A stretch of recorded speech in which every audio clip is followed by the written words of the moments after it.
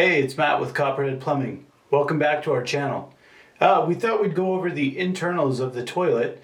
That way, if you ever have any issues, any leaking, any sounds, you might have a better understanding of what's going on if you understand the internal parts. Let's take a look.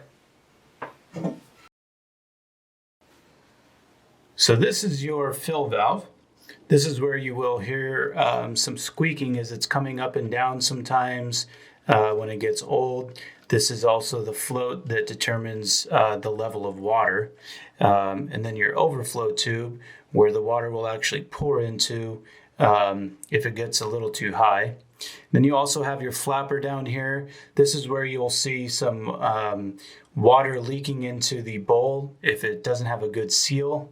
If you look down there as well, you can see the bolts. Sometimes that washer down there will fail.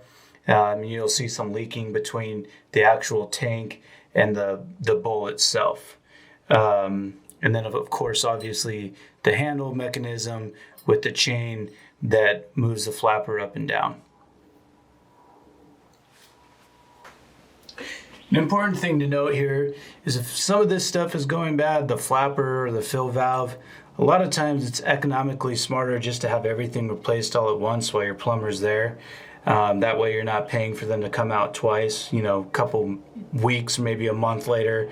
If the float's going bad, might as well have him while he's in here taking everything apart, replace everything. That's just a general rule of thumb. Have someone just take care of all of it while they're there.